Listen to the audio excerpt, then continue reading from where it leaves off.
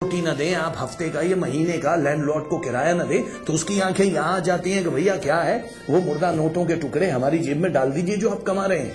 जिनके पास रोजगार नहीं है, परेशान है, खुदकशी करने पे आ जाते हैं, माँ बाप वहां से टेलीफोन करते हैं, यहाँ पे लोग बिखर रहे हैं, या आप अपनी जिंदगी गुजार रहे हैं, मियाँ अच्छा नहीं है, बीवी अच्छी नहीं है, बच्चे अच्छे नहीं है, माँ बाप की फिक्र है, दुनिया की फिक्र है, कहाँ जाए इतनी फिक्रों में, उसको याद कैसे रखें।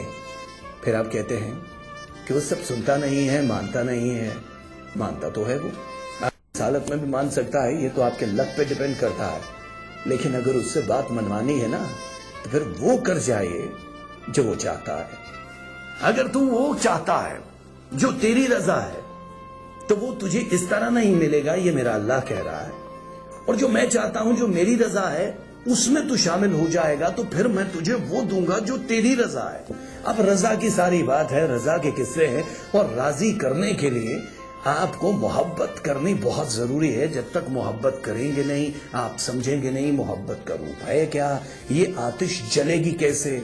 हम बुझे हुए बिना तेल के दिए लेकर उस सफर पे जाने की कोशिश कर रहे हैं जो सिर्फ खोखला है। तारीकी में आपको रोशन मशालों की जरूरत होती है जो आंधी और तूफानों से बुझ न सके। मस्जिदें, गुरुद्वारे, मंदिर, चर्च हर जगह भरे हुए हैं, नमाजी है, वहां पे पूजा हो रही है, इबादत हो रही है, और सब लोग मस्त हैं कि हम अल्लाह को राजी किए हुए अपने अपने मन में वो राजी कर भी चुके हैं। उनमें से बहुत से ऐसे हैं जिनसे वो राजी है, क्यों उतना ही सोच रहे हैं, उनका विजन उतना ही है जितना उनको दिखाई दे रहा है। लेकिन अगर आपको ज्यादा की तलब है तो फिर मेहनत तो ज्यादा करनी पड़ेगी। और सच्चे मोमिन की पहचान ये नहीं है कि उसके चेहरे से लगे। आप देखिए, इस बात का इख्तिताम मैं इस लफ्ज पे करने की कोशिश करूंगा जो आपको समझ आ जाए कि काफिर की शक्ल भी वही है जो रब को नहीं मानता, चाहे वो किसी भी धर्म का है। और मोमिन की शक्ल, मोमिन उसको कहते हैं जो रब को माने, उसकी हर चीज को माने, वो मोमिन है। उसकी शक्ल भी वही है। फर्क कैसे होगा? जाहिरी शक्ल पे कभी मत जाना, ये मेरा अल्लाह कह रहा है। जाहिरी शक्ल कैसे भी हो। अब देखिए कि आपका लिबास पाक साफ है, आप मस्जिद में नहीं जा सकते हैं क्योंकि आपका जिस्म पलीद है, जब तक कि नापाक जिस्म को पाक नहीं करेंगे। और अगर आपका जिस्म पाक है, लिबास पाक है और दिल नापाक है, तब भी आपकी इबादत कबूल नहीं होगी। अब ये दिल को पाक करने का फार्मूला कहां से आया? नबी करीम सल्लल्लाहु अलैहि वसल्लम जब पर्दा नशीनी हो गई, उसके बाद उनको मतलब यहां पे मदीना में और मक्का, वो जाहिर है उनका रोजा मुबारक मदीना में और मक्का में जो बादशाह था, हाकिम मक्का जो है, उसकी ख्वाब में आया कि दो दाढ़ियों वाले बंदे हैं जो कि सुरंग खोद रहे हैं।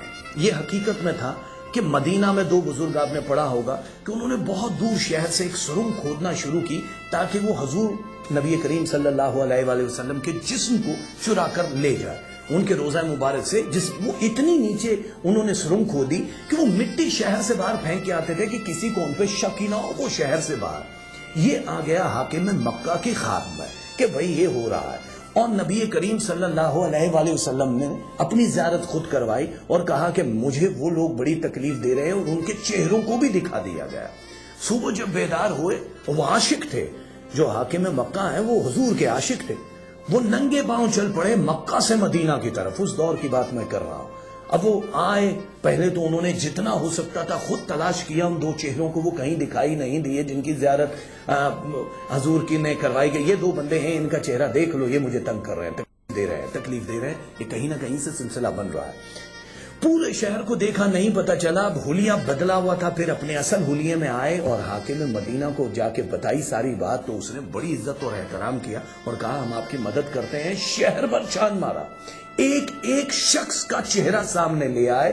कई रोज तक ये तगोदो होती रही, वो चेहरे दिखाई नहीं दिए और ये बैठ गए अफसुर्दा कि इनमें से वो चेहरा है ही नहीं।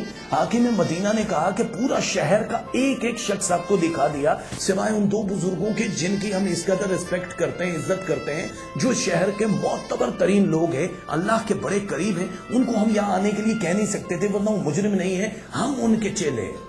कहा गया उनका भी चेहरा दिखा दो। जब हाजिर हुए उनके सामने तो कहा यही है वो दो शख्स जिन्होंने ये किया। خیر پہلے تو مانی نہیں گئی، جب پکڑا ان سے پوچھ گچھ ہوئی، سلبے نہیں، جب سلبے تو پتا چلا جہاں نماز ہو رہی ہے، جہاں نماز کو اٹھایا تو وہیں نیچے کھڈا تھا، سرنگ نکالی گئی اور یہ تحقیق ہو گئی۔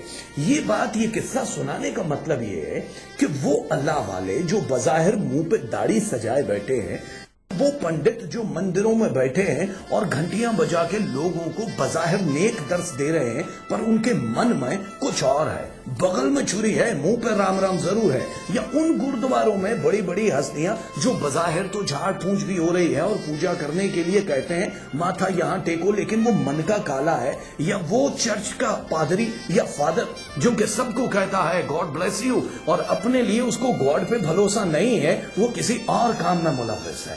ان سب لوگوں کی ہم ریکویسٹ یہ مانتے ہیں کہ آپ نیک ہو جائیں، ہم ان کی ریسپیکٹ بھی کرتے ہیں، عزت بھی کرتے ہیں، لیکن اس عزت کے پیچھے چھپا ہوا کیا ہے، یہ آپ کی آنکھ یہ وجود دیکھ نہیں سکتا۔ خود سمجھدار ہیں، پیار عشق اور محبت کیجیے، ہر سوال کا جواب ملے گا۔ خوش رہیے، آباد رہیے۔ آج کے انہیں بکھرے ہوئے لفظوں کے ساتھ اپنی اس محفل کا آغاز کر دیا ہے ہم نے۔